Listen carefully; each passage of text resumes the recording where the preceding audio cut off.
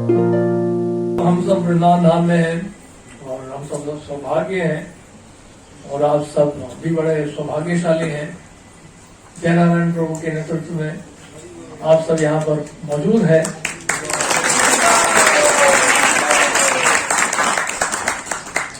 ये दूसरों की प्रशंसा करते रहते हैं, लेकिन खुद कितने प्रशंसनीय हैं ये तो हम सब जानते ही हैं।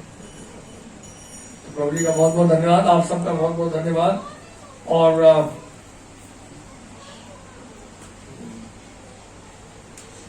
श्रीमद् भागवतम में श्रील प्रभुपाद भागवतम के परपोर्ट में 4th canto 8th chapter text 42 Prabhupada लिख रहे हैं, Places of pilgrimage yield a special advantage for a devotee in quickly advancing his spiritual life.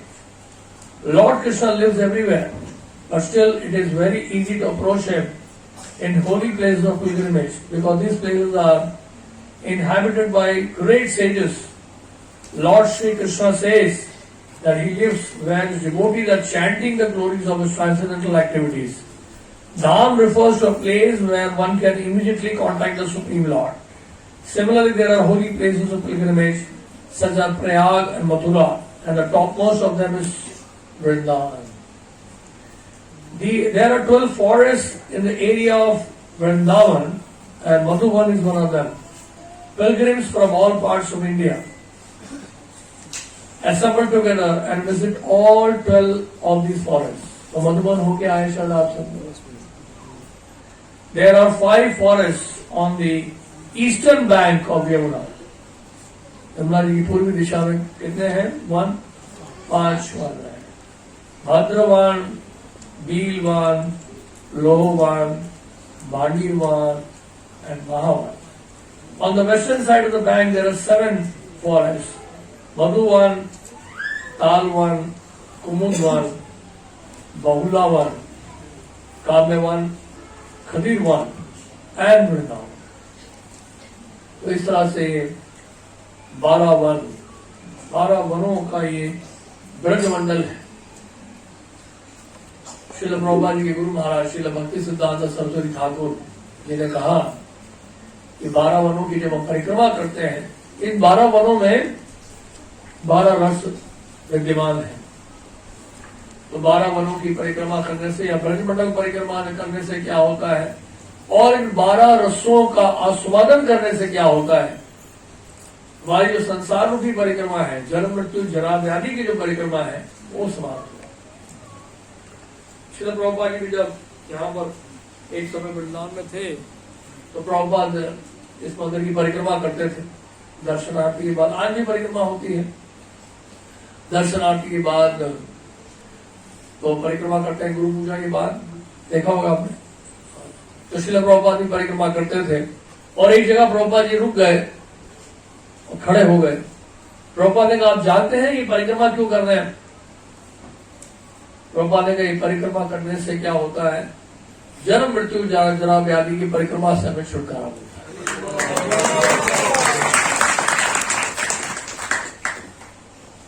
तो इसलिए इस ब्रज में वृंदावन में चलना ही जो है अपने आप में बहुत बड़ी बात।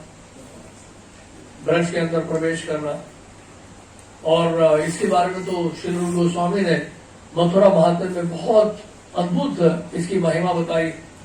और ऐसे अनेक ग्रंथ हैं जिसमें ब्रजमंडल के बारे में बताया गया। अभी तो हाल ही में श्री लोकनाथ स्वामी महाराज ने बहुत सुंदर किताब लिखी है, ब्रजमंडल परिक्रमा। उसमें 12 वनों के बारे में बहुत उन्होंने सुंदर और विस्तृत वर्णन किया है, उसको भी आप पढ़ सकते हैं। तो ये वृंदावन धाम जो है बहुत दिव्य है। गोलोक धामनी निज धामनी तले तस्य देवी महेश हरिधाम सतेषु देशु। तो ये गोलोक धाम से ऊपर है ब्रजमंडल। ब्रजमंडल 84 कोस का है और वृंदावन 16 कोस का है। और भगवान श्री कृष्ण ने यहाँ पर अपनी लीलाएं की हैं। आज अभी ये चैत्र मास की पूर्णिमा आ रही है, कल का दिन, और कल के दिन ही राधा कुंड का प्राकट्य भी हुआ। तो कल वो हम कल ही सुनाएंगे। तो राधा कुंड का प्राकट्य कल के दिन हुआ, पूर्णिमा के दिन, त्रयोदशी के दिन कृष्ण बलराम मथुरा में प्रवेश किए और चतुर्दशी के दिन कृष्ण ने कंस का वध किया चैत्र मास। ऐसा श्रीला जी गोस्वामी ने लिखा है लघु वैष्णव तोषणी श्रीमद् भागवत के 10वें स्कंद पर उनकी टीका है। उसमें 10वें अध्याय 10वें स्कंद में 45वां अध्याय श्लोक संख्या 33 के टीका में श्रीला जी गोस्वामी ने राधा कुंड के प्राकट्य के बारे में लिखा है। चैत्र पौर्णमास्याम अरिष्टावदाह ऐसा लिखा है। कल के दिन चैत्र मास की पूर्णिमा के दिन अरिष्टासुर का वध हुआ। तो कह सकते हैं कि ब्रज में जो कितने असुर कृष्ण बलराम ने मारे हैं बताने श्रील प्रभुपाद जी के लेक्चर में कि प्रत्येक दिन लंच प्रसाद से पहले एक या दो असुर तो मार ही लेते। उनका एक रोज का एक खेल था, क्रीड़ा थी, और इस तरह से लगभग 11 वर्षों तक मारते रहे। कितने हजारों राक्षसों का वध किया कृष्ण ने बिना शस्त्र उठाए। कृष्ण ने वृंदावन में कोई शस्त्र नहीं उठाया, सुदर्शन चक्र भी नहीं, केवल हाथ के द्वारा इतने सारे असुरों का राक्षसों का वध किया। तो इन सभी असुरों में जो आखिरी कुछ ऐसा असुर है उसमें से एक अरिष्टासुर है जिनका वध सबसे अंत में हुआ है। अर्धरात्रि के चैत्र मास की पूर्णिमा में रात्रि के समय अर्धरात्रि में लगभग जब 12 बज रहे थे, 11:30 बजे कह सकते हैं, अरिष्टासुर का वध हुआ। उसके बाद फिर राधा कुंड के प्राकट्य की तैयारी की गई। वो लीला है, वो कल हम बताएंगे। तो इस प्रकार जो है ये सारे जो असुर है ठाकुर भक्तों ने बताया कि एक एक असुर जो है एक एक अनर्थ हमारी अनर्थों को ही प्रदर्शित किया गया है इन राक्षसों के माध्यम से। ब्रज मंडल में प्रवेश करने के लिए, ब्रज में भजन करने के लिए अधिकार तब प्राप्त होता है जब हम 70 प्रकार की बाधाओं को पार करते हैं। 70 ऑब्स्टिकल्स हैं, एक दो ऑब्स्टिकल नहीं, 70 obstacles on the path of Braj bhajan. Braj bhajan के रास्ते पर चल रहा है तो 70 बाधाओं को पार करना। चैतन्य शिक्षामृत भक्तों ठाकुर ने जो 6th वेव है, 6th क्या कहते हैं उसको, 6th रेनफॉल, 6th फॉर्म जो भी है, तो उस चैप्टर में भक्तों ठाकुर ने डेमन्स इन वृंदावन की चर्चा की है और उसमें उन्होंने 70 ऐसे ऑब्स्टिकल्स बताए इन असुर और राक्षसों के माध्यम से। तो ये 70 ऑब्स्टिकल्स जिसने क्रॉस कर लिया है वो भजन में मग्न हो सकता है ब्रज में, अन्यथा ये राक्षस हमें तंग करते रहेगा। चैतन्य महाप्रभु से जब आज शायद किसी का जन्मदिन भी है ना, कला गोरा का, इसलिए यहाँ पर शायद केक भी आया हुआ है। तो हम क्या बता रहे थे? हाँ, हम बता रहे थे कि चैतन्य महाप्रभु से जगदानंद पंडित बोले कि मैं वृंदावन जाना चाहता हूँ। नीलाचल में जब थे तो महाप्रभु ने कुछ जवाब नहीं दिया और वो एकदम से हाँ नहीं बोल दी। जगदानंद पंडित सत्य भावा है, द्वारका का भाव है, ऐश्वर्य का भाव है। महाप्रभु एकदम से बोले नहीं कि ठीक है जाओ ब्रज, लेकिन उनके जाने की बड़ी इच्छा हो रही। जगदानंद पंडित ने एक बार दो बार जब बार बार कहा तो महाप्रभु का ठीक है, कुछ बातों का आपको ध्यान रखना। उन्होंने कहा कि आप जब जाओ वहां पे तो सनातन गोस्वामी की शरण रहना, जैसे कि श्री रूप गोस्वामी ने माला मत करिएगा, ठीक है। जैसे कि आप सड़क पे चलते हैं ना, कुछ लोग माला भी करने कथा के दौरान, जैसे आप सड़क पे चलते हैं तो वहां पे लिखा रहता है don't mix driving and drinking. चलाते हुए मत पीजिएगा, चलाइए या पिए, या पी लीजिए पहले फिर चलाइए, नहीं वो भी ठीक नहीं है, बहुत और भी गड़बड़ है। और चलाना तो केवल चलाना है, पीना नहीं। तो don't mix driving and drinking. तो यहां पर ऐसे ही है कि आप हियरिंग एंड चैंटिंग मिक्स नहीं कर सकते। सोचे कि चलो माला भी हो जाएगी हमारी, सुन भी लेंगे, दोनों का ही लाभ उठा लेंगे एक साथ, ये ठीक नहीं। तो हाँ, तो मैं बता रहे थे, क्या बता रहे थे? श्री सनातन गोस्वामी की शरण में रहना, इधर उधर मत भटकना। कई बार होता है वही लोग इधर जाएंगे, थोड़ा सा अलग घूम ले हम लोग, ये तो हम लोग इतने बड़े ग्रुप के साथ आ रहे हैं, अलग अलग भी जाना चाहिए। कभी एकांत में जाके किसी निकुंज में जाके हम भजन करेंगे। प्रभुपाद जी किसी कहते don't try to see Radha Krishna the bushes, कुछ मिलेगा नहीं। कुंजों में जाकर राधा कृष्ण को देखने की प्रयास इच्छा मत करो, नहीं मिलेंगे वहां पर। तो महाप्रभु ने कहा कि सनातन गोस्वामी की शरण में रहो, गोवर्धन के ऊपर मत चढ़ो, गोवर्धन के ऊपर पांव नहीं रहे, ऐसे नहीं परिक्रमा करने चलो एक शिला उठा के पॉकेट में डालो, लेट्स गो टू दिल्ली। तो गिरिराज जी बेचारे ब्रज में आए हैं यहां रहने के लिए। पुलस मुनि लेकर आए थे गिरिराज जी को, और पुलस मुनि उस समय शौच का समय हो गया, गिरिराज जी को रखना ही पड़ा उनको नीचे। तो इस चक्कर, और वो गिरिराज जी की योजना थी, गिरिराज जी वहीं पे भारी हो गए थे और उनका शौच का समय था, तो उन्होंने रख दिया वहां, क्योंकि गिरिराज जी की इच्छा थी कि ब्रज में ही रहे, और वहां से फिर आगे बढ़े नहीं, गिरिराज जी हिले थी उसके बाद। तो उनकी इच्छा यही रहने की, हमारे से जाने की इच्छा नहीं होगी। पूछा एक बार गोवर्धन शिला पूछा था उनसे कि गोवर्धन शिला मिल सकता है मुझे आपसे? उन्होंने कहा आपको क्यों चाहिए? हमने कहा उनकी सेवा करेंगे। क्यों सेवा करना चाहते हो? और हमने कहा कि उनकी प्रसन्नता के लिए। बाहर जाए, हमने कहा उनकी प्रसन्नता के लिए। तो उन्होंने आंसर जाते क्या दिया, उन्होंने कहा कि आपको क्या लगता है आपके साथ जाके गिरिराज जी और अधिक प्रसन्न होंगे? वो गोलोक धाम से आए हैं यहाँ पे रहने के लिए, और आप उसको दिल्ली ले जा रहे हो, उनको दिल्ली लेके जा रहे हो। उन्होंने दिया नहीं गोवर्धन। तो गिरिराज जी के ऊपर मत चढ़ना।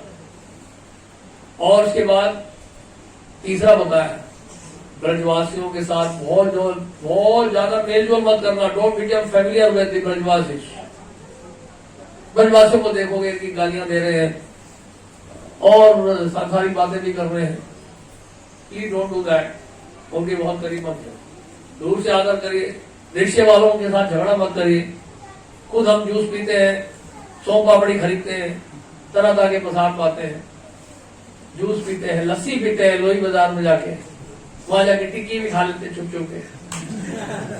बाकी बिहारी के सामने बड़ा अच्छा लगता लस्सी पीना, उसमें डालते हैं वो बहुत कुछ। और जब यहाँ के स्थानीय ब्रजवासियों को देना पड़ता है, जो धामवासी है, जो यहाँ ही रह रहे हैं, उनको देने में हमें बड़ी दिक्कत होती है।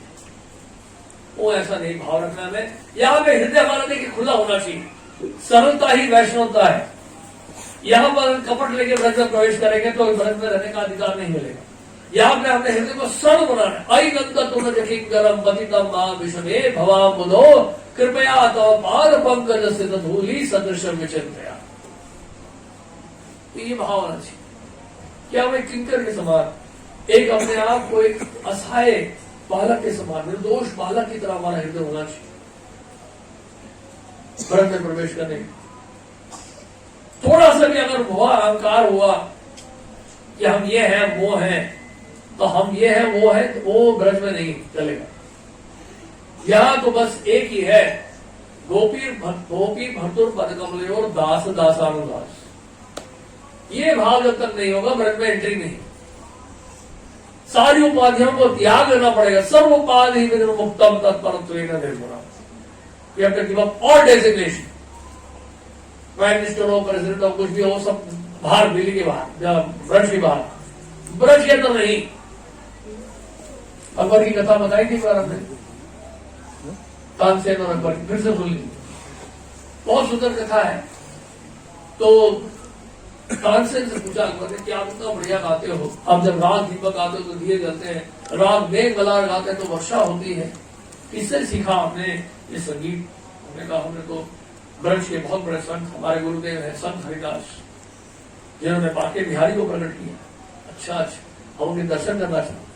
वो इतनी आसानी से मिलते नहीं है। उनको पता चलेगा कि सम्राट अकबर आए हैं तो वो मिलेंगे नहीं शायद। उनका वेश बदल के चले, दोनों वेश बदल कर चले गए। निधिवान पहुंचे संत हरिदास से मिलने के लिए।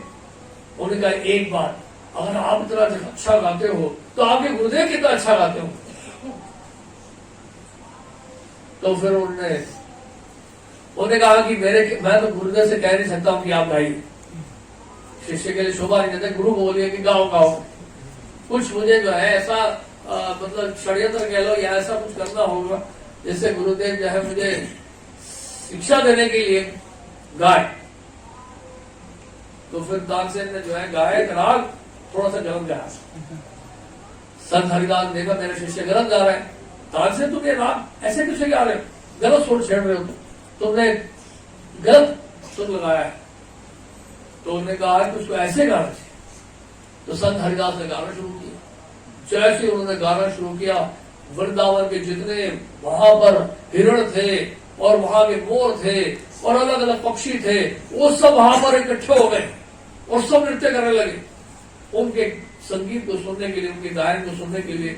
ऐसा लगे वृंदावन के सारे पशु पक्षी वहीं इकट्ठे हो। तो देखिए हैरान हो गया, क्या की आवाज है, क्या मधुरता है, क्या पवित्रता है, क्या प्रभाव है उसका।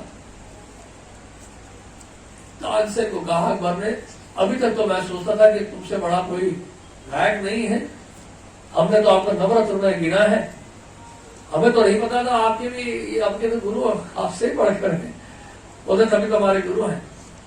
क्या अंतर है, आप किस कारण से वो अच्छा गाते हैं आपसे। मैंने कहा महाराज झापना, मेरे गुरुदेव भगवान के लिए गाते हैं और मैं आपके लिए गाता हूं।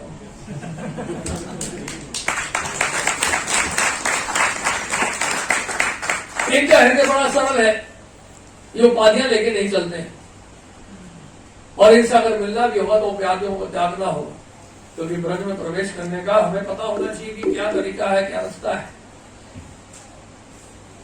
तो इसलिए क्या है, महाप्रभु ने जगदानंद पंडित को कहा कि आप जा रहे हैं वृंदावन, वहां इन बातों का ध्यान रखना। और एक और बात आखिर में बहुत ही इंपॉर्टेंट बात बोली, क्या और हम सुनकर बड़े खुश हो गए।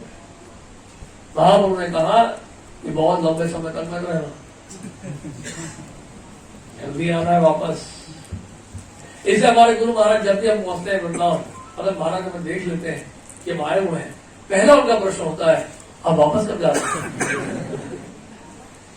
पहला प्रश्न होता है, वृंदावन पूछते हैं, मायापुर में तो नहीं पूछते हैं, मायापुर में पूछते हैं, लेकिन यहां तो बहुत कॉन्शियसली पूछते हैं कि आप वापस कब जा रहे हैं। तो वापस इसलिए क्यों ऐसा अचानक लोग जो है एंकरेज नहीं कर रहे, जबकि ब्रज की वृंदावन की इतनी महिमा है। पर उदाहरण से ठाकुर ने इसके ऊपर तो पूरा ही ग्रंथ लिख दिया, वृंदावन महिमा व्रत। तो क्या कारण है इसका कि यहाँ पर हमारे आचार्य लोग मना करते जल्दी जाओ वापस, जल्दी जाओ, क्योंकि यहाँ पर जो है जितना लाभ मिलता है 1000 गुना, एक माला करने से ऐसा लगता है 1000 माला कर लिए, इतना लाभ मिलता है यहाँ पर ब्रज में भजन करने का। इसलिए भी शायद भक्त चुप चुप के जब करने की कोशिश कर रहे हैं। तो लेकिन यहां पर एक समस्या है कि हम अपराध करते हैं, वो भी 1000 गुना मल्टीप्लाई। यह है सबसे बड़ी समस्या। यहां अपराध जो है बहुत हेवीली काउंट होते, इसलिए क्या है हमारे आचार्य चाहते हैं कि आप थोड़ा रिस्क लें। इसलिए नरोत्तम दास ठाकुर लिख रहे हैं, विषया छड़िया कबे शुद्ध होवे मन, कबे हम भुजो बोसे श्री वृंदावन। जब तक मेरा हृदय पवित्र नहीं होगा, मैं वृंदावन धाम में कैसे रह पाऊं। मैं तो विषयों से घिरा हुआ, मेरा मन विषय विकार से भरा हुआ है, और जब तक विषय विकार से भरा होगा, वृंदावन धाम में मुझे रहने का अधिकार कैसे भरा। इसलिए हम लोगों को जो है प्रार्थना करनी चाहिए। तो लेकिन इसका मतलब ये भी नहीं कि यहाँ आना ही नहीं चाहिए, वो भी ठीक नहीं, क्योंकि चैतन्य महाप्रभु ने पांचांग भक्ति बताया है, साधु संग नाम कीर्तन भागवत श्रवण मथुरावास श्री मूर्ति सेवा श्रद्धा या सेवन। कबीराम गोस्वामी लिख रहे हैं, महाप्रभु ने सनातन गोस्वामी को बताया कि पांचांग भक्ति, साधु संग नाम संकीर्तन, भागवत श्रवण और ब्रजवास या मथुरावास। मथुरावास जब बोलते हैं तो मथुरा मंडल यानी कि ब्रज मंडल को मथुरा मंडल भी कहा जाता है। मथुरावास श्री विग्रह सेवा, विग्रह की सेवा श्रद्धा से करना, ये पांचांग भक्ति जो है 64 भक्ति के रूपों में सबसे ज्यादा प्रभावशाली, मोस्ट पावरफुल। ब्रज में रहना, एक मंदिर में रहना, दोनों में कोई अंतर नहीं है, बशर्ते हम कृष्ण भावना भावित करेगा। एक बार श्रील प्रभुपाद से किसी ने पूछा कि प्रभुपाद मंदिर में भी माया होती है? प्रभुपाद का मंदिर माया में नहीं होती है, आप माया में होते हैं। Temple is not maya, in maya you are in maya. तो कहने का मतलब ये है कि हमारी कृष्ण भावना क्या है वो हमें देखना है। तब तो आप जैसे चैतन्य महाप्रभु को बोला, किसने बोला? अद्वैत आचार्य ने। नित्यानंद प्रभु जब छल से उनको शांतिपूर्ण ले आए, ये कहने के देखिए ये तो यमुना जी है, गंगा जी पूर्व दिशा में बह रही है, यमुना जी पश्चिम दिशा में बह रही है, यमुना जी का दर्शन तो हो ही रहा है, और जहां आप हैं वही वृंदावन है। और महाप्रभु ने भी कहा है मोर मन वृंदावन, मेरा मन ही वृंदावन है। तो जिसके हृदय में धाम वास करता है वो केवल वृंदावन में नहीं, जिस स्थान में भी जाता है उस स्थान को क्या बना देता है? वो वृंदावन बना देता है। जैसे हमारे श्रील प्रभुपाद वृंदावन धाम को लेके गए हैं अमेरिका पहुंचा, और प्रभुपाद जी का ऐसा कॉन्शियसनेस है वृंदावन का कि अमेरिका में जाकर के वृंदावन बसा दिया। तो वास्तव में जब किसी को प्रेम होता है धाम से, वो हर जगह पे धाम को ही देखेगा, धाम ही बसाना चाहेगा, धाम ही बसाना चाहेगा। इसलिए जगह जगह पर हम देखते न्यू जगन्नाथपुरी, न्यू द्वारकापुरी वगैरह वगैरह। तो ये इसलिए है क्योंकि जो शुद्ध भक्त होते हैं उनके हृदय में धाम वास कर रहा है, और धाम वो है वो पूरे पृथ्वी में प्रकट करना चाहते हैं, और पूरे जगत को ही वृंदावन बनाना चाहते हैं, केवल ये वृंदावन नहीं। और वो संभव होगा कब? जब भक्त लोग जो है इस वृंदावन धाम की महिमा को पूरे पृथ्वी तक लेके जाए। आज इसलिए ब्रज के बारे में, राधा कुंड के बारे में, मायापुर के बारे में जान पा रहे हैं भक्त लोग, क्योंकि श्रील प्रभुपाद जी के माध्यम से प्रचार हुआ है। तिष्ठन बटे तदनुरागी जनानुगामी कालम नये अखिलम इति उपदेश सारम। श्री रूप गोस्वामी लिखा उपदेशामृत। तिष्ठन बटे तदनुरागी जनानुगामी, अनुरागी यानी कि जिसका डीप अटैचमेंट है ब्रज से, उसके शरण में जाना है। Deep attachment. तिष्ठन ब्रजे तदनुरागी, ब्रज में रहकर बोला है। अब हर व्यक्ति तो ब्रज में रह नहीं सकता है, प्रचार के कार्य के लिए हमें ब्रज से बाहर जाना ही पड़ता है। श्रील प्रभुपाद जी भी अमेरिका के ब्रज से बाहर, तो क्या करना होगा? श्रील प्रभुपाद जी जैसे जो भक्त हैं उनके वचनों पर जो चल रहे हैं, उन अनुरागियों का अगर हम लोग शरण लेते हैं और उन अनुरागियों की शरण में रहकर सेवा करते हैं, तो वो स्थान भी क्या हो जाता है? ब्रज के समान है। जैसे भक्तियों ठाकुर ने एक भजन लिखा है, उस भजन में लिखा है जहां कहीं भी भक्तों का संग है, जहां कहीं भी भक्तों का संग है और वहां संकीर्तन हो रहा है, तो निकट में जो पर्वत है वो गोवर्धन है, निकट में जो नदी बह रही है वो यमुना जी है। तो और तीर्थ स्थानों में जाने की आवश्यकता ही नहीं है, क्योंकि जहां भक्तों का संग है वहां सारे तीर्थ स्थान मौजूद है।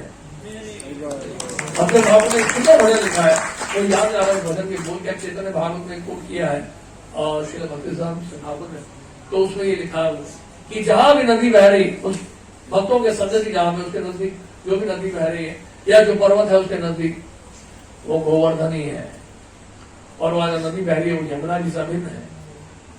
तो बेसिकली क्या है, हमें वो कॉन्शियसनेस हमारी इवॉल्व होना चाहिए उस तरह का। कृष्ण भावनामृत अगर हो जाते हैं तो जिस स्थान में भी आप जाएंगे उस स्थान को आप बदलाव बना सकते। तो इस प्रकार इसलिए श्री रूप गोस्वामी लिखा है भक्ति रसामृत सिंधु में, अगर आप फिजिकली वृंदावन में ब्रज में नहीं रह सकते हैं तो आपको मेंटली रहना चाहिए, यानी कि दिल्ली में रहकर भी वृंदावन का स्मरण। इसे श्रील प्रभुपाद ने कहा रात को सोने से पहले आप क्या करें? कृष्णामुख करें। प्रभुपाद जी ने इसलिए पहले अमेरिका में रह रहे हो, रशिया में रह रहे हो, आप रात में क्या करें? कृष्णामुख। ऐसे से भक्त हैं, जैसे प्रभुपाद जी एक शिष्य अखिल दर प्रभु, उन्होंने 84 टाइम्स पढ़ा कृष्णा, 84 टाइम्स कृष्णामुख। और हमारे होलिनेस प्रहलादानंद स्वामी महाराज को तो कृष्णामुख पूरी याद है, entire Krishna book he can just speak out बिना देखे। प्रभुपाद की एक एक लाइन को याद किया होगा। और भगवत गीता को उन्होंने 130 टाइम्स पढ़ा है विद परपोर्ट। ट्रांसलेशन सारा एज इट इज बताते हैं। प्रभुपाद जी का ट्रांसलेशन जो है गीता का सारे वर्ड्स का क्या मेमोरी उनका, कृष्णा बुक पूरा याद है उनको महाराज। तो जिसके चेतना में ही घुस गया कृष्णा बुक, भगवान की लीलाओं का स्मरण करना आसान हो जाएगा। और प्रभुपाद ने कृष्णा बुक के एंड में लिखा है उसकी महिमा को बताते हुए, श्रुति फल देते हुए, कि जो कोई रेगुलरली इस कृष्णा बुक को पढ़ेगा वो भगवान कृष्ण की लीलाओं का स्मरण कर पाएगा और अंत में भगवत धाम की उसको प्राप्ति होगी।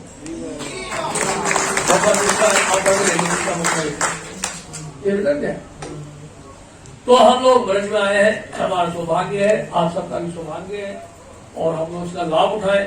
हमारे पास समय जरूर कम है, दोपहर के समय हम जा नहीं पाएंगे क्योंकि गर्मी का मौसम है, लेकिन जब भी जा रहे हैं सबसे महत्वपूर्ण क्या है, भक्तों के माध्यम से हम लोग वृंदावन धाम का दर्शन करें, वो सबसे बढ़िया है।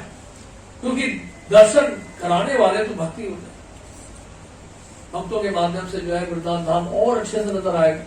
नहीं तो फिर हमें बिल्डिंग दिखेंगी या फिर यहाँ के जो है दुकानें दिखेंगी, यहाँ के फिर यहाँ पे गंदगी दिखेगी। तो ऐसी दिव्य दृष्टि भक्तों के माध्यम से हमें मिलती है और भक्त हमें दर्शन कराते हैं और वृंदावन धाम का हम लोग अच्छे से फिर दर्शन करते। हरे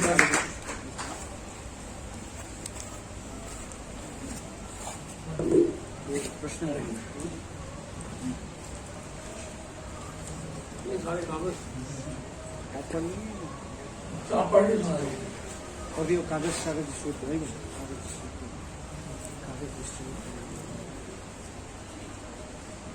बोलिए।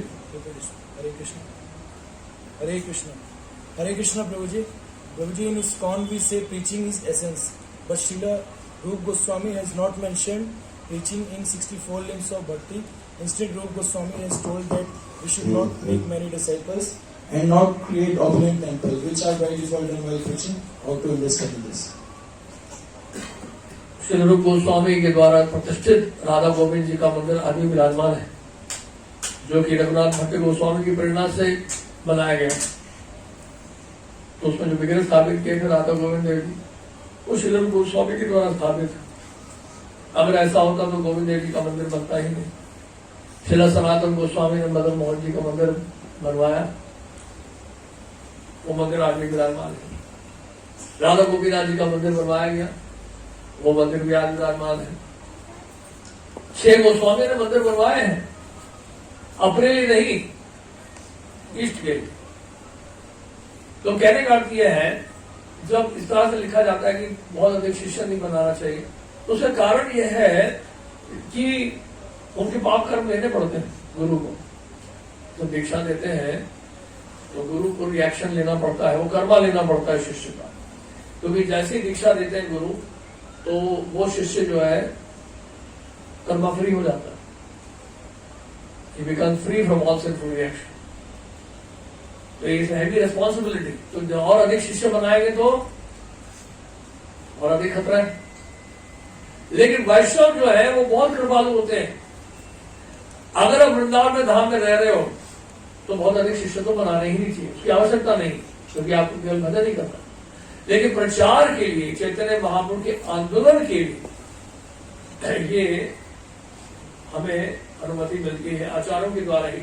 और श्री जी गोस्वामी ने भी लिखा है अपने संदर्भ में कि प्रचार के लिए अगर आप महाप्रभु के आंदोलन को फैलाने के लिए शिष्य बना रहे हैं तो शिष्य बनाना चाहिए, क्योंकि इसके बगैर प्रचार होगा नहीं। आप अकेले कितना कर पाएंगे? वो शिष्य आप अपनी सुविधा के लिए या अपनी सेवा के लिए नहीं बना रहे, वो शिष्य आप बना रहे हैं ताकि और मंदिर बने, और भक्त बना सके, और ग्रंथों का प्रकाशन हो, और प्रचार हो। लेकिन आप वृंदावन धाम में रह रहे हैं और आपको खुद भजन करना है, जैसे लोकनाथ गोस्वामी थे, वो तो शिष्य बना ही नहीं रहे थे। ऐसे बहुत सारे भूगर गोस्वामी ने शिष्य बनाए नहीं उन्होंने भी। तो इस तरह से मतलब कहने का मतलब यह है कि बड़ा जो वृंदावन में रह रहे हैं उनको आवश्यकता नहीं पड़ती इसकी। और दूसरी बात है कि कह रहे हैं कि श्री रूप गोस्वामी ने 64 भक्ति ग्रंथों में प्रचार के लिए नहीं कहा है, तो संकीर्तन प्रचार ही है। संकीर्तन में तो कहा है श्री रूप गोस्वामी ने, और क्या बताया उन्होंने, नाम कीर्तन बताया, गुरु कीर्तन बताया है, लीला कीर्तन बताया है। ये सब कीर्तन है, प्रचार ही है। कीर्तन का मतलब ही प्रचार है। प्रचार का मतलब क्या है? प्रचार का मतलब है कृष्ण की महिमा दूसरे भी सुन सके, खुद आप नहीं, दूसरों को भी लाभ दे। प्रचार का मतलब ये है कि नहीं? और अगर संकीर्तन करेंगे दूसरे भी सुनेंगे तो प्रचार है। अब हमसे पूछे कि आपने अधिक प्रचार किया है या इंद्र ने अधिक प्रचार किया, क्या आंसर? कौन आंसर देगा? What is like preaching? क्यों? वो तो इंद्र पुत्र वृंदावन से बाहर गए। आज क्या कर रहे कि पूरे पृथ्वी में लोग जानते हैं इंद्र को।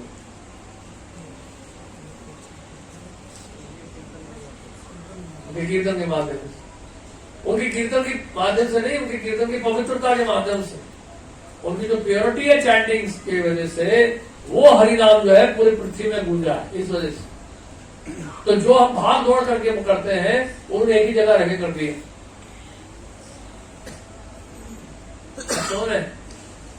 जैसे हम मधुबन होके आया, वहां किसने तपस्या की?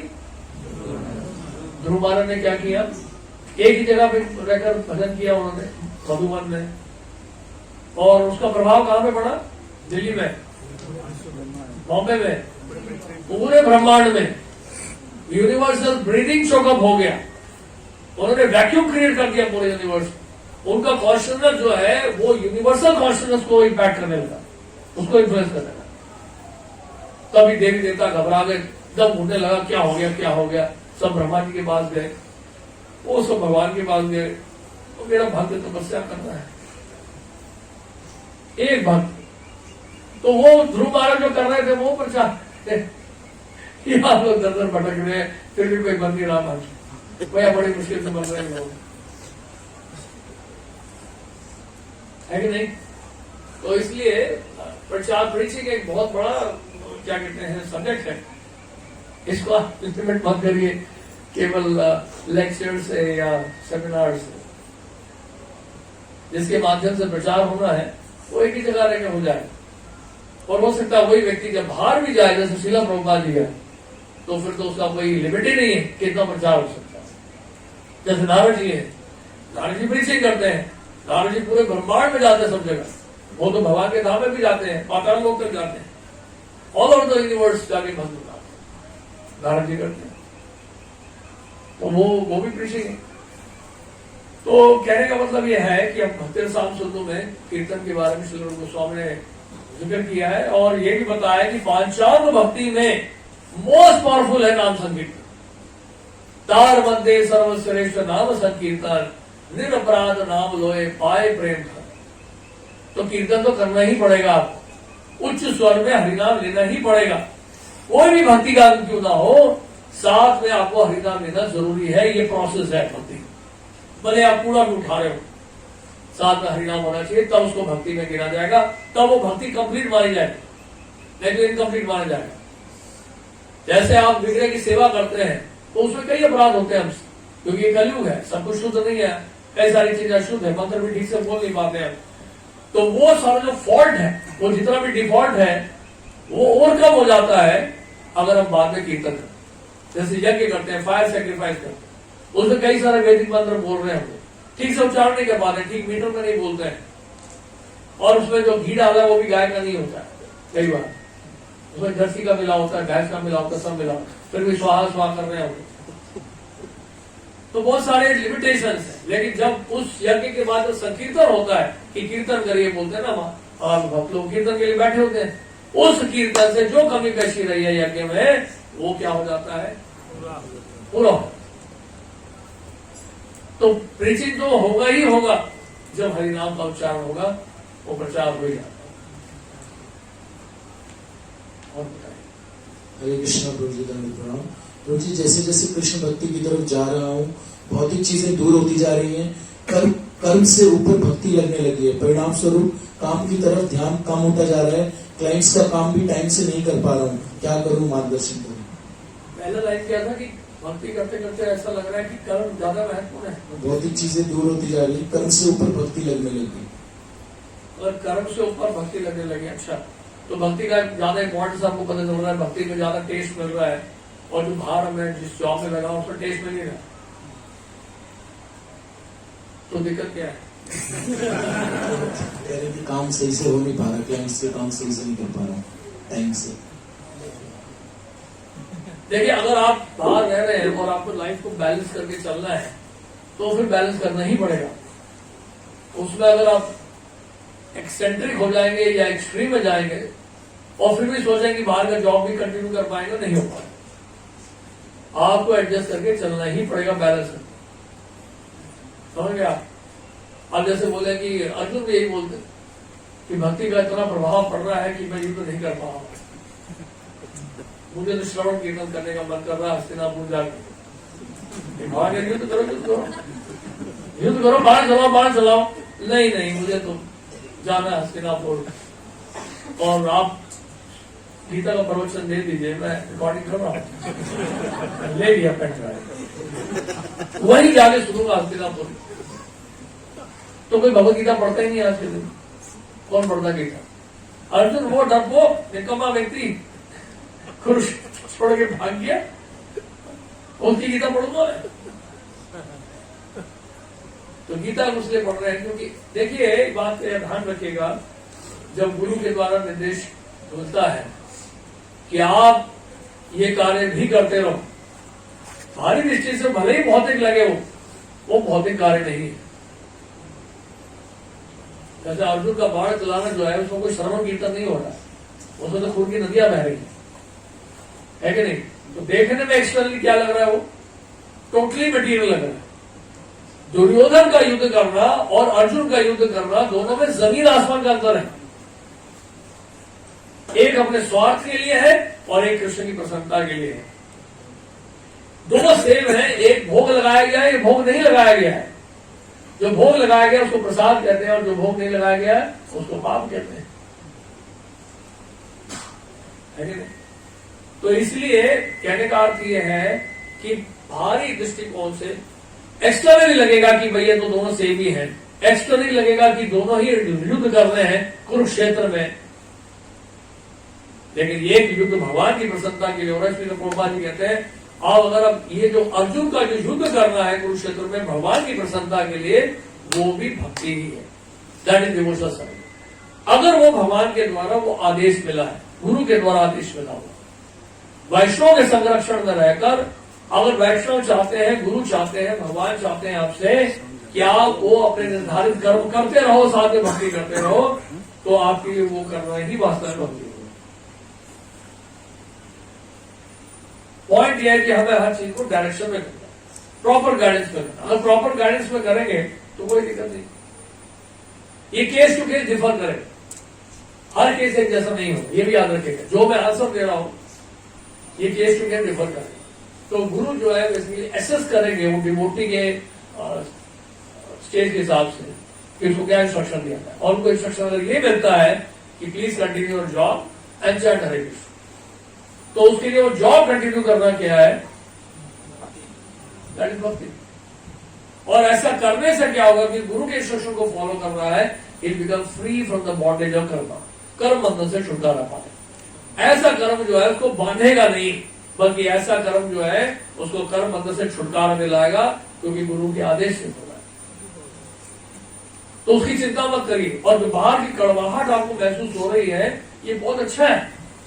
अगर आपके प्लेट में सिर्फ मीठा ही रखा हो तो कितना खा लोगे, उसका महत्व खत्म हो जाता है। लेकिन आपके प्लेट में शुद्धा रखा हो, करेला रखा हो, नीम रखा हो, और ऐसी बहुत सारी तरकारियां रखी हो, हॉट चीजें रखी हो, और सब लेने के बाद फिर उसी थाली में रसगुल्ला, रसमलाई इत्यादि आ जाए, तो तब उसको पाने का बहुत आनंद आता है। तब लगता है कि वाह, this is the essence of all the शास्त्र। सभी शास्त्रों का निष्कर्ष ये है, हमारी थाली में रसगुल्ला आ गया है स्पॉन्ज वाला, और दूसरा आगे रसमलाई आ गई है। तो इसी तरह से क्या है, भक्ति का इंपॉर्टेंस आपको क्यों पता चल रहा है? क्योंकि आप उस कड़वाहट को एक्सपीरियंस कर रहे हो। And then you start feeling separation from Krishna. आपको कृष्ण से सेपरेशन फील हो रहा है। उस सेपरेशन के कारण क्या है? आपको भक्तों का महत्व समझ में आ रहा है। आज जब मिडिल ईस्ट के साथ घूमते हो, उनके साथ उठते बैठते हो, तब भक्तों का स्मरण होता है, तब मंदिर याद आता है, तब वृंदावन याद आता है। कितना अच्छा था वहां पर, यहाँ कहां सड़ रहा होगा। आप इंतजार करते हो उस दिन का कि कब मैं जाऊंगा मंदिर, राधा पार्षदी का दर्शन करूंगा, भक्तों का संग करूंगा, क्योंकि बाहर की कड़वाहट आपको एक्सपीरियंस हो रही है ना। लेकिन कई बार होता है कि हम भक्तों के संग नहीं होते सिर्फ, तो फेमिलियरिटी में क्या होता है, हम भक्तों का महत्व कई बार भूल जाते हैं और ऐसे में अपराधों की संभावना बढ़ जाती है। जैसे कोई वृंदावन से दूर रहे, जैसे रशिया में जो भक्त हैं, तो कोरोना काल में तो नहीं, उससे पहले बताते रशिया के जो डिवोटीज है वो इंतजार करते हैं साल में के अंत में, यानी कि मार्च के महीने में कब हो जाएंगे मायापुर, जगन्नाथपुरी, वृंदावन। उसके लिए पूरे साल वो पैसा इकट्ठा करते हैं। इतने लालायित रहते हैं, उतनी उत्कंठा उनके अंदर रहती है कि वृंदावन धाम जाएंगे, मायापुर जाएंगे करके स्ट्रॉन्ग डिजायर होता है उनका, सेपरेशन फील करते हैं। हमें लगता है वृंदावन तो यहीं पे कभी भी चल जाएंगे। और कई बार जहां जो रह रहे हैं, अगर वो एक्सपीरियंस नहीं किया कड़वाड़ को और सीधा आ गए इधर, तो धाम का महत्व तो समझ नहीं आता। कई बार वहां धाम में रहकर होकर भीड़ता समाप्त हो जाती होगी, सीरियस होने के बदले और ज्यादा हल्के हो जाते हैं और फिर बहुशाखा हो जाते हैं। और जब समय खराब आता है तो वापस दिल्ली चले जाते हैं। आप समझ इस बात। तो इसलिए हम लोगों को क्या कहते हैं, श्रद्धा रति भक्ति अनुक्रमशति ग्रेजुअल प्रोसेस है, उसको ग्रेजुअली हमें आगे बढ़ना चाहिए। तो समय आने पर कृष्ण सारी व्यवस्था करेंगे और जैसा भी चल रहा है चलने दीजिए, प्रार्थना करते रहिए भगवान। When we can start chanting for next day, 2:30 or 4:30? When Brahm Muhurat starts, is it okay to start chanting at 2:30 a.m.? देखिए, ये डिपेंड करता है कि आप सोते कितने बजे। अगर आप 11 बजे सो रहे हैं तो 2:30 बजे कभी मत उठिए। इससे मैसेज और टाइम, सुबह उठ के सो गया अच्छे से सोएंगे माला।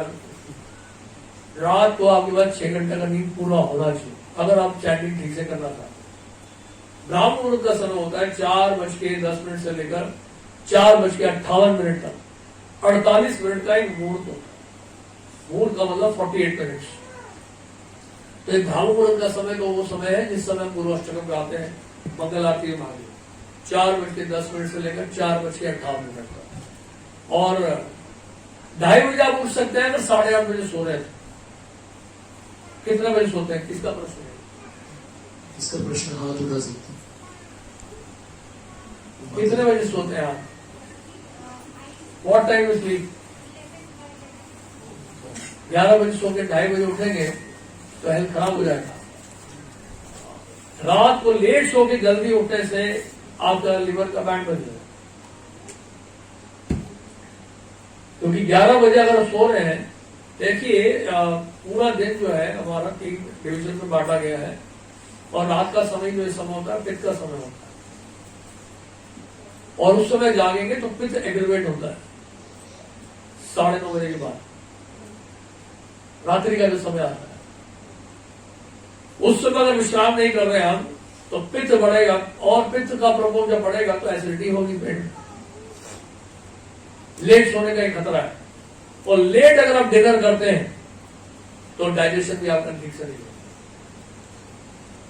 और उसके बाद अगर 2 बजे उठ गए, 2:30 बजे उठ गए तो पूरा सिस्टम को रेस्ट मिला ही नहीं आपको। तो आपके वो एसिडिटी बनी रहेगी तो गैस बन जाएगा और जैसे आप जब करेंगे नीचे से ऊपर आएगा वो, और फिर सर नीचे जाएगा, कभी 5-4 कभी 7। तो ऐसे कोई फायदा नहीं है जब करने का। अगर 11 बजे सो रहे हैं तो 5 बजे उठिए, 10 बजे सो रहे हैं तो 4 बजे उठ जाए, 9 बजे सो रहे हैं तो 3 बजे उठ सकते हैं, 8:30 बजे अगर सो रहे हैं तो 2:30 बजे उठ सकते हैं। 6 घंटा 24 घंटे में नींद जरूरी है और रात का 6 घंटा सबसे पावरफुल है। ये आयुर्वेद का सजेशन फॉर हेल्दी बॉडी। इसलिए भगवान ने गीता में 6ठे अध्याय में बताया कि आहार निद्रा जिसका रेगुलेटेड नहीं है वो योगी नहीं बन सकता। इसका आहार निद्रा और आमोद प्रमोद यानी कि रिक्रिएशन जिसका रेगुलेटेड है, he can mitigate all the miseries of life. यानी कि जो जीवा का वेग है और नाश होने का जो वेग है, इसको हमें संयमित करना। लेकिन आपका अगर लाइफस्टाइल ही ऐसा बन गया है और जॉब से लेट आ रहे हैं, जैसे हमारे कुछ भक्त बेचारे के दूर दूर जॉब कर रहे हैं, so that is a tough phase of life. लेकिन यही प्रार्थना करनी चाहिए कि ऐसे जगह पर हमारा जॉब लग जाए जहां पर ट्रैवलिंग टाइम हमारा बच जाए, तो कम से कम आप घर पे आ जाएंगे टाइम पे, तो फिर टाइम पर रेस्ट कर सकते। अदरवाइज क्योंकि लॉन्ग डिस्टेंस ट्रैवलिंग जो है वो फिर हेल्थ के लिए भी ऐसा नहीं है और स्पिरिचुअली भी लॉन्ग लास्टिंग नहीं, क्योंकि इन द सेंस क्योंकि ये शरीर जो आपका साधन है, शरीर को संभाल के नहीं रखेंगे तो फिर साधन भजन कैसे हो। शारीरम आद्यम खलु धर्म साधनम, कालिदास ने कहा एक से आएंगे तो लिखा रहता स्लोगन का, शारीरम आद्यम खलु धर्म साधनम। ये शरीर जो है धर्म का साधन है, क्योंकि इसी के द्वारा आपको नाम उच्चारण करना है, कान के द्वारा सुनना है, पांव के द्वारा परिक्रमा करनी है, चलना है, तो इसको तो लेके चलना पड़ेगा ना आपको। गाड़ी आपकी खराब है और रास्ते में रुक गई, एयरपोर्ट पर पहुंचना है, फ्लाइट मिस हो जाएगी, आप दूसरी गाड़ी करोगे जब तक लेट हो जाएगा। तो गाड़ी ठीक रखना जरूरी है अगर एयरपोर्ट पहुंचना। तो इसी तरह से तो एक्सेस कुछ नहीं करना, लेकिन कम से कम है इन चीजों का ध्यान रखना। और बताइए। हरे कृष्णा। दंडवत प्रणाम प्रभु जी। How to deal with rude Brajwasis? How to deal with rude? पहले तो हम ये समझे कि वो रूड नहीं है, हम रूड है। वो रूड नहीं है, वो रूड महाभाव है। एक होता आदि रूड महाभाव, तो उसके उनकी तरह उस तरह से देखेगा। They are at very very advance stage of ecstasy. ब्रजवासियों के साथ हमें कभी भी झगड़ा नहीं करना है। वो रूड हो तब भी उनको मुस्कुराते हुए उत्तर देगी, उनके साथ झगड़ा मत करें। ब्रजवासियों से झगड़ा करेंगे नुकसान आप करेंगे। क्यों जानते हैं? ऐसे मान लीजिए आपका एक लड़का है, बड़ा शैतान शरारती है, और पास में निकट में पड़ोसी के घर की खिड़की तोड़ दी उसने। क्रिकेट खेल रहा था, उसने एक जोर से मारा, हिट किया और सीधा वो बॉल खिड़की में लगी। छक्का तो लग गया लेकिन खिड़की टूट गई। अब वो बेचारे आए पड़ोसी भागे कंप्लेंट करने, शिकायत करने, क्या आपके लड़के ने ऐसा कर दिया, देखिए हमारी खिड़की तोड़ दी है। चिल्ला रहे, झगड़ा कर रहे। लेकिन आप क्या करेंगे? उनके सामने अपने बच्चे को डांटेंगे नहीं, बल्कि बच्चे को प्रोटेक्ट करेंगे। जो आपको बच्चे को शिक्षा देना है, आपको अलग से ले जाके कमरे में ले जाके घर में ले जाके उसको टाइट करेंगे, लेकिन उस व्यक्ति के सामने उसको अलाउ नहीं करेंगे डांटने के लिए। उसके सामने आप अपने बच्चे को क्या करेंगे? डिफेंड करेंगे। इसी तरह से क्या है, अगर ब्रजवासियों के साथ आप झगड़ा करोगे, उनको कुछ कहोगे, तो कृष्ण उनको डिफेंड करेंगे, क्योंकि उनके परिवार के लोग हैं, उनके घर के लोग हैं, हम आउटसाइडर हैं। बाद में उनको जो समझाना है, कृष्ण समझाए। That is none of our business, हमारे एरिया नहीं है वो। हमें इसलिए दूरी बना के रखना है, हम उनके अवगुणों को ना देखें। Let us be busy with our own services, अपनी सेवाओं में हम बिजी रहें, तो ये समस्या नहीं आएगी। और बताइए। हरे कृष्णा प्रभु जी। दंडवत प्रणाम प्रभु जी। भगवत गीता का संस्कृत में श्लोक याद नहीं होता, अरुचिकर लगता है, लेकिन हिंदी में अर्थ पढ़ना अच्छा लगता है, तो क्या प्रभु जी श्लोक में रुचि के लिए संस्कृत व्याकरण अध्ययन किया जाए? फिर से बोलिए।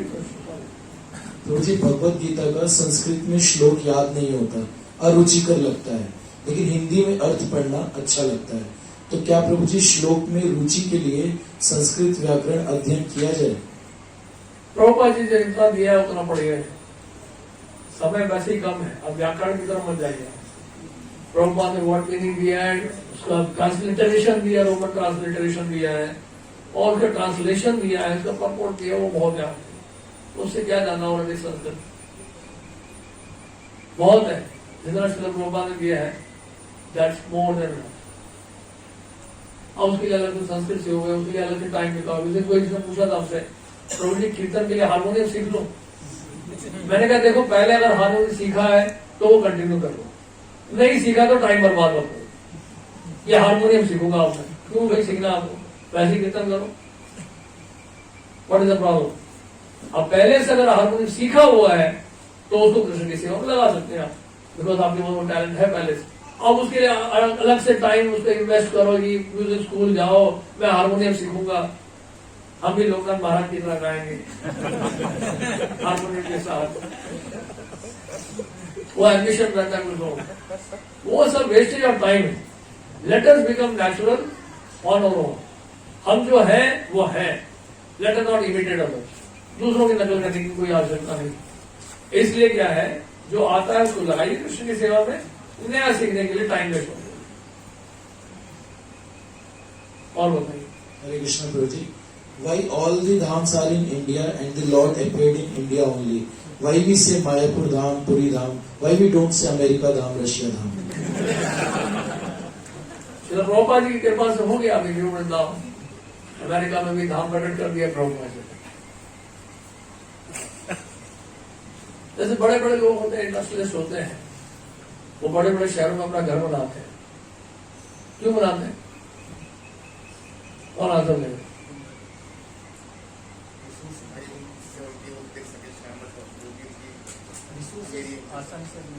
रिसोर्सेज होते हैं वहाँ पे और उनका फ्लरिश कर सकता है और फैसिलिटीज उनको अच्छा लगता है। उनको अच्छा लगता है। सिंपल सा आंसर है।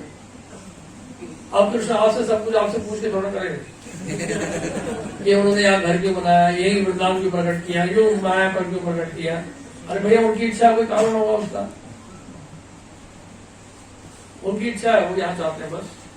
What is your problem? आप एक अमेरिका बना लो अपना घर। गंगा जी यमुना जी यही क्यों बहती है, और उसका लाभ उठा रहे नहीं, वो हमारी समस्या है। ये सब होते भी हम लोग लाभ नहीं उठा रहे हैं, दैट इज मिसफॉर्चून। ये अनफॉर्चुनेट सिचुएशन है। हम दुखी हो रहे हैं कि यही क्यों प्रकट किया सब। अमेरिका में होता तो काश अमेरिका में होता तो अमेरिका जाने का मौका मिलता है। आई थिंक ये साइकोलॉजी है। अमेरिका में होता तो अमेरिका जाने का मौका मिलता, लेकिन यहाँ पे होने की वजह से हमें जाने का मौका नहीं मिल रहा। जैसे रशिया वाले तो उड़ के यहाँ जाते हैं, हम नहीं उड़ के जा पाते। कितने दुख की बात है। Hare Krishna Prabhuji, many times I feel bounded, not feel free, and sometimes not feel interested in bhakti due to these things under counselor. And reason is given that you should not become independent for small things. So should we surrender to counselor fully like Guru, or how to deal in such situations? ये question अगर controversial है तो मत पूछिए, ठीक है? This is not related to Vrindavan Dham. और कोई प्रश्न पूछिए। हरे कृष्ण प्रभु जी, मेरा प्रश्न है कि क्या सभी वैष्णव की शरण करना अच्छा है? There's nothing wrong in that. भक्तों के संग में रहे।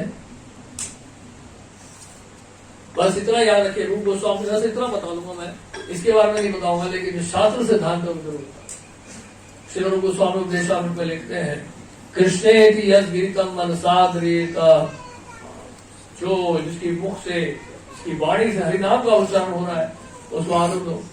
दीक्षास्ति चेत प्रणत भीर भजन तम ईशम, और जिसने आध्यात्मिक दीक्षा ली है उसको प्रणाम करो। शुश्रूषया भजन विज्ञम, जो भजन में विज्ञ है उसकी सेवा करो। शुश्रूषया भजन विज्ञम, शुश्रूषया भजन विज्ञम, अनन्यम अन्य निंदादि शून्यम हृदय इप्सिता संगम लभ्य, और जिसका हृदय अन्यों की निंदा से रहित है उस भक्त का संग करो। जो भजन में व्यक्ति है उसकी सेवा करो, और जिसका हृदय आने की निंदा से रहित है उसका संग। बस ये सिद्धांत है। अब वो काउंसलर है या नहीं है वो सेकेंडरी मैटर। उपदेशामृत के शिक्षाओं को स्वीकार करो, कोई कंफ्यूजन। आगे बढ़िए। How to progress in bhakti in life and how to measure that how much achieved bhakti in his life. How to progress in bhakti in life, how to progress in bhakti life and how to measure that how much I have achieved in bhakti. Process को follow करके, भक्ति के process को follow करके हम लोग जो है आगे बढ़ सकते हैं स्पिरिचुअली। और कैसे पता चलेगा? श्रील प्रभुपाद जी बोलते हैं, nobody will give you certificate that you become Krishna. कोई सर्टिफिकेट नहीं देगा। It's not an IDC course. This is to certify His Grace Ananda Chai Chandra Prabhu is a Mahabhagavad.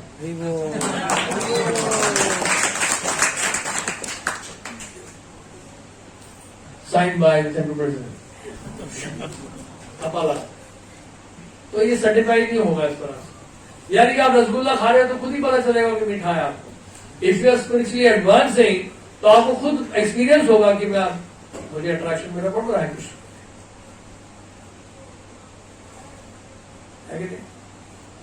So let us not worry about that. Point सबसे important है कि we should follow the process जीवन जो हमारे आचार्य, जो गुरु परंपरा के द्वारा, आचार्यों के द्वारा जो प्रोसेस दिया हमें भक्ति का, उसको हमें स्ट्रिक्टली फॉलो। भक्ति में प्रेमा भाव जरूरी है या नियमों का पालन? क्या बताया? भक्ति में प्रेमा भाव जरूरी है या नियमों का पालन? प्रेम भाव, इमोशंस, लव और रूल्स। नियम पालन करेंगे तो भी तो भाव जागृत होगा। नियम पालन नहीं करेंगे तो कहां से भाव अंकुरित हो, प्रेम कहां से अंकुरित हो? लव विल मैनिफेस्ट जब हम रूल्स एंड रेगुलेशन फॉलो करेंगे, है कि नहीं? फर्स्ट ऑफ ऑल हमें अपने आप को रेगुलेट करना ना, अपने सेंसेस को रेगुलेट करना, अपने लाइफ में डिसिप्लिन लेके आना, इंस्ट्रक्शन को फॉलो करने, और करते करते हमारा जब फेथ बढ़ता जाएगा तो अट्रैक्शन भी बढ़ता जाएगा। By following the process of भक्ति फेथ विल इंक्रीज। इसके लिए गुरु साधु शास्त्र के लिए, और गुरु शास्त्र के लिए जब हमारा अट्रैक्शन बढ़ेगा, फेथ बढ़ेगा, तो नेचुरली हमारा अट्रैक्शन भी बढ़ेगा भगवान कृष्ण की लीलाओं के लिए। So that's how we will progress. लेकिन प्रोसेस ही फॉलो नहीं करेंगे, और if you don't follow the rules then when you attraction. If we make a Vaishnava path towards any senior Vaishnava, what to do? वैष्णव अपराध है तो जाके क्षमा मांगो, उनकी चरण धूली लो, उनको प्रसाद दो, उनकी सेवा करो, और सेवा करो ताकि वो खुश हो। उनसे पूछे क्या सेवा कर, दंडवत करना, प्रसाद देना तो ठीक है। नेक्स्ट स्टेप क्या है? You should serve that Vaishnava and please that Vaishnava by service. तो तब अपराध जारी करता। लेकिन एक अपराध एक बार जब हो जाता है, वैष्णव अपराध, तो उससे अनर्थ उत्पन्न होते हैं। ठीक है, अब क्या है कि क्षमा मांगने से, सेवा करने से, उस वैष्णव को प्रसन्न करने से वो अपराध तो कट जाएगा, लेकिन उस अपराध के संस्कार बन जाते हैं। यानी कहने का मतलब है कि अभी क्षमा मांग लिया आपने, उस वैष्णव को प्रसन्न कर लिया, इसका मतलब ये नहीं कि आप दोबारा अपराध नहीं करोगे।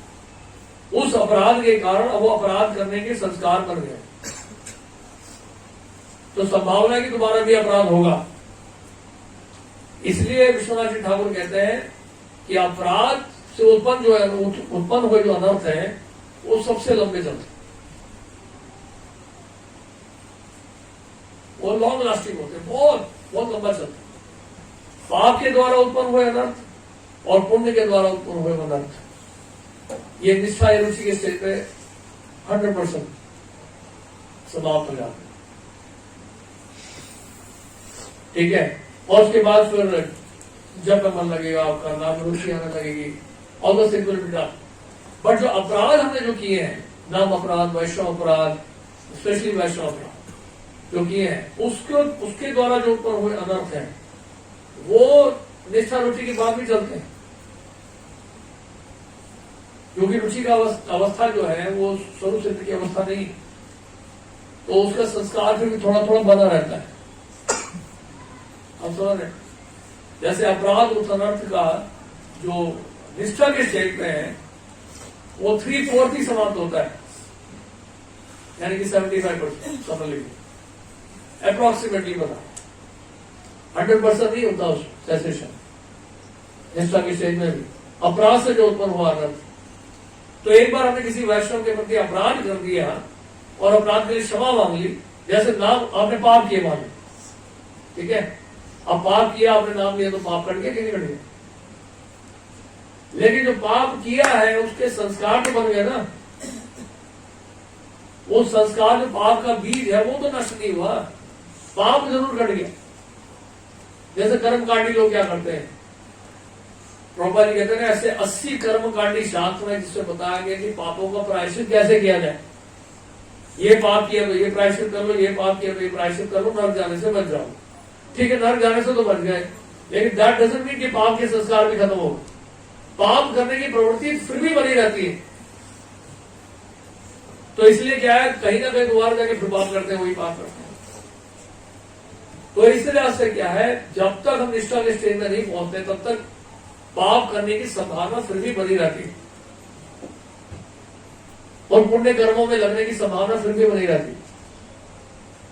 लेकिन जहां तक अपराध से उत्पन्न जो अनर्थ है, उत्पन्न हुई जो अनर्थ है, स्पेशली जो वैष्णव अपराध है, वो बहुत लंबा चलता है। उसके जो संस्कार है, जैसे भाव की अवस्था में तो बोलते हैं 95% कट जाता है अनर्थ अपराध से उत्पन्न हुआ।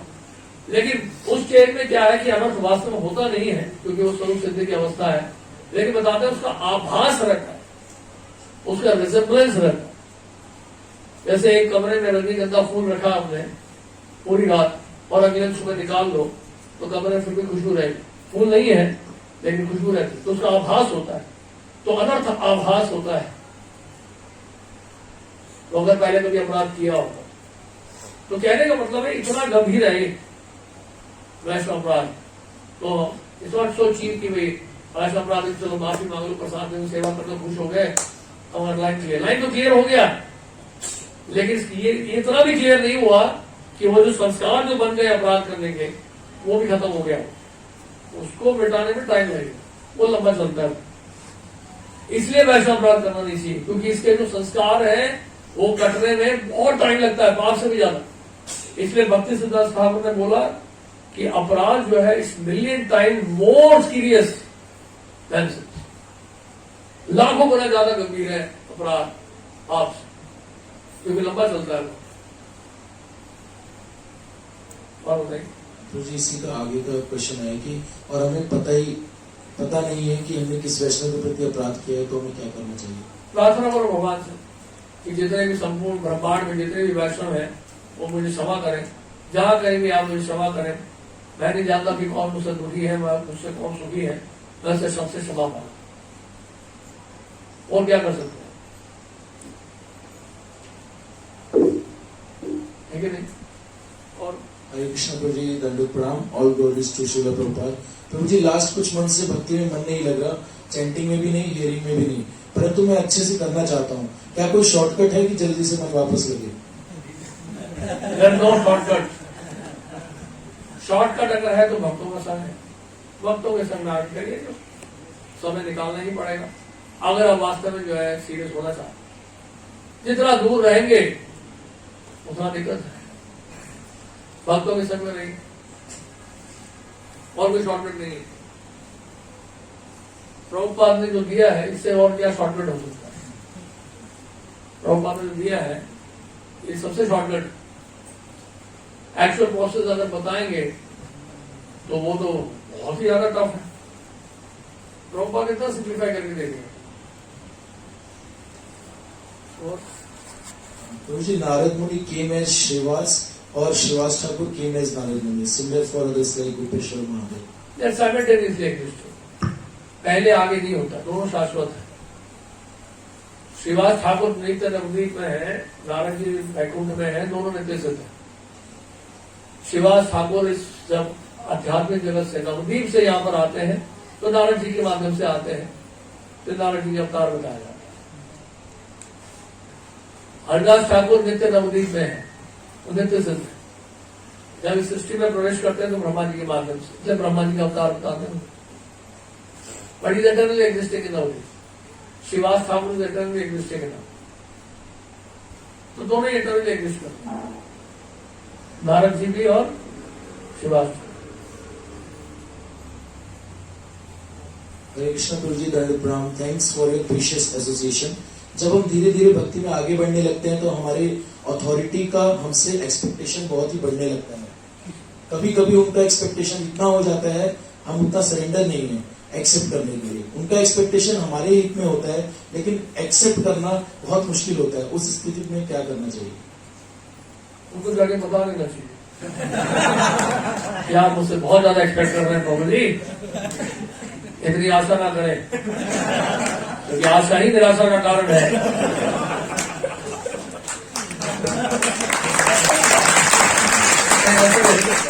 तो ऐसे बोल कि आप देखिए कहां तक कर सकते हैं। पोलाइटली आप जाके बड़ी विनम्रता से मिलिए प्रभु जी से। प्रभु जी, आप जानते हैं कि मैं बहुत कमजोर हूँ, आपकी बड़ी कृपा है, आपको बहुत कुछ देना चाह रहे हैं, लेकिन मैं स्वीकार करने में अक्षम हूँ, सक्षम नहीं हूँ। मेरे ऊपर कृपा करें, मैं कुछ कर पाऊं। मुझे बताइए मैं कैसे कर पाऊं। मैं करना तो चाहता हूँ प्रभु जी, कर नहीं पा रहा। क्या कारण है मैं नहीं जानता हूँ। आप 2-4 वक्त मेरे साथ लगा दीजिए, सहायता लेने के लिए मैं तैयार हूँ। अकेला तो मैं कुछ नहीं कर सकता। पंछी जब छोटा होता तो अकेला कैसे उड़ सकता है? तो आप मुझे अपने साथ उड़ा के ले जाइए, तब तो उड़ूंगा। इस तरह से बड़े विनम्रता से दंडवत इत्यादि करके, महाप्रसाद देके और उनसे प्रार्थना करके विनम्रता से अपने कार्य में आगे बढ़ाया जाए। प्रभु जी, अपने हृदय में सरलता कैसे डेवलप करें? सरल होकर, सरलता तो सरलता से ही आएगी। देखिए, पहली बात है, कुछ बनने की कोशिश मत करिए। जो है आप हैं। हर व्यक्ति जो है प्रधानमंत्री नहीं बन रहा भारत का। भले सब लोग जाते हो पार्लियामेंट में और कोई पॉलिटिकल पार्टी ज्वाइन करते हो, 130 करोड़ में एक ही प्रधानमंत्री, तो अपना समय क्यों बर्बाद कर रहे हो? हर व्यक्ति सुप्रीम कोर्ट का चीफ जस्टिस नहीं बनता है। जज बहुत है, सुप्रीम कोर्ट में भी बहुत सारे जज, लेकिन चीफ जस्टिस तो एक ही है। बहुत सारे तारे हैं, चंद्रमा को भी तारा बोला जाता है, लेकिन चंद्रमा एक ही है।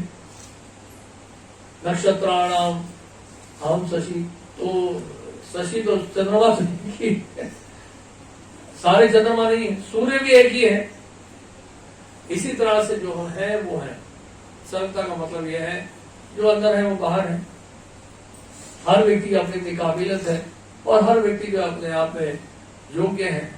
जो आपके पास है मेरे पास नहीं, जो मेरे पास है आपके पास नहीं। What is the problem? तो सरलता का मतलब ये है, और भगवान सरलता पसंद करते हैं। चैतन्य महाप्रभु सरलता पसंद करते हैं। Simplicity is Vaishnavism. तो आप लोगों को सिंपल रहना है, और सिंपल का मतलब यह है कि हमारे बिहेवियर में डिप्लोमेसी नहीं होनी चाहिए। One should not be diplomatic in behaviour, dealing specially with devotees. कुछ दिखाने की कोशिश ना करें। जैसे कहावत है ना, अति भक्ति चोरे लक्षण। अति भक्ति चोरे लक्षण मतलब बहुत भक्ति करके दिखा रहे हैं, हरि बोल हरि बोल हरि बोल, है ना? बहुत ज्यादा दिखा रहे हैं, लेकिन एक्चुअली उतना है नहीं सब्सटेंस जितना दिखा रहे हैं।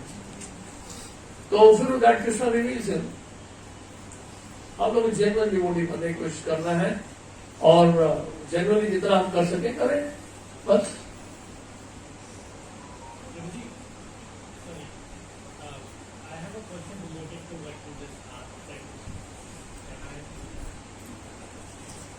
अभी आपने कहा कि सरलता से ही रहना चाहिए, बट इन सर्कमस्टांसेस जहाँ हम काम करते हैं, being simple doesn't allow us to survive. तो उससे एक kind of a two phase nature आता है हमारे अंदर। एक प्रोफेशनल लाइफ में सर्वाइव करने के लिए, एक पर्सनल लाइफ में सर्वाइव करने के लिए, दोनों उल्टा। तो कैसे उसको प्रोफेशनल लाइफ में जैसे है, प्रोफेशनल में नहीं, डिवोटीज में आके प्रोफेशनलिज्म में डालिए।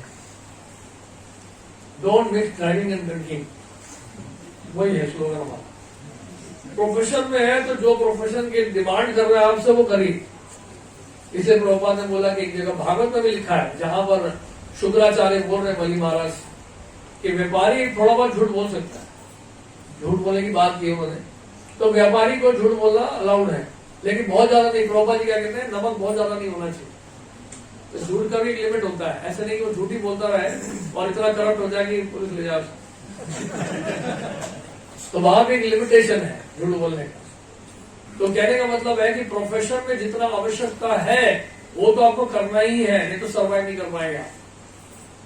बट स्पिरिचुअली जब डिवोटी सर्कल में आ रहे हैं वो प्रोफेशनलिज्म नहीं अप्लाई करना चाहिए। यहां पर आगे तो हमें ऐसे आना चाहिए जैसे कि हमने बताया ना, वो अकबर की घटना हमने बताई, simple, give up all your disease, भूल जाओ कि तुम भारत के सम्राट। वहां पर आ रहे हो तो सेवक की भांति। जैसे राजा लक्ष्मण सेन जब मिलने के लिए गए जयदेव गोस्वामी से, तो जयदेव गोस्वामी तैयार ही नहीं थे उनसे, तो वो क्या है, सिंपल एक ब्राह्मण के वेश में आए। तो he had to give that kingly feature. Even देखिए महाप्रभु भी, महाराज प्रताप कितना प्रयास कर रहे हैं उनसे मिलने के, तो महाप्रभु से मिलने के लिए क्या हमको अपना डिप्लोमेटिक बिहेवियर, अपना किंगली जो रॉयल जो वेश था वो सब छोड़ के आना पड़ा। तो इसलिए भक्तों के सर्कल में जब आते हैं तो हम बड़े सरल रहे, सरल स्वभाव रहे हमारा, और जो प्रोफेशन है तो प्रोफेशन की तरह है, उसको यहां नहीं मिक्स करना।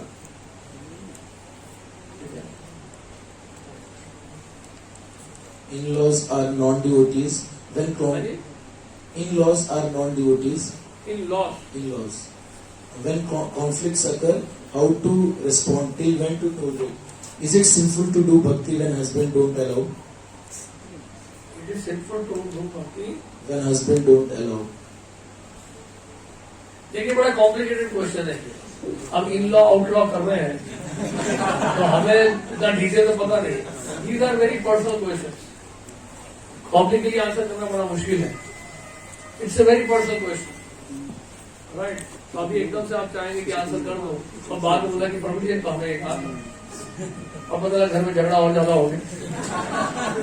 सो better to avoid this kind of question, इसको अलग से डील किया जाए। Right, we have to make it. चलिए last question. Is it bad to feel good when sadhana goes well? हाँ जी, Is it bad to feel good when sadhana goes well?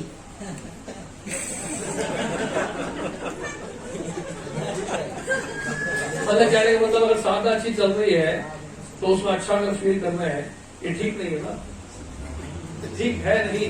मतलब कि ये अच्छा है अगर फील होता है कि अगर अच्छा फील हो रहा है तो उसका मतलब सोचना चाहिए कि ठीक नहीं है। क्या प्रश्न?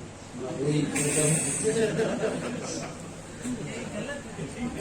अच्छा, क्या ये सही है सोचना कि मतलब अच्छा फील हो रहा है, मुझे साधना अच्छी हो रही है तो मैं बड़ा खुश हो रहा हूँ? तो खुश तो होंगे, क्या दिक्कत क्या? रसगुल्ला खाने मीठा लग रहा है तो मैं थोड़ा बहुत कड़वा लग रहा है, मीठा लग रहा है मीठा ही बोलोगे आप। But we should not become proud because of that, कि ऐसा कि नहीं कि मतलब मेरी साधना बड़ी अच्छी हो रही है, बाकी सब देखो हालत क्या है। आधे लोग तो जब में सो रहे हैं, कथा में सो रहे हैं, कई लोग तो आए नहीं, अभी तक पहुंचे ही नहीं, उन्हीं के बारे में सोच रहे हैं, वहां होते हुए भी नहीं है, वो गलत।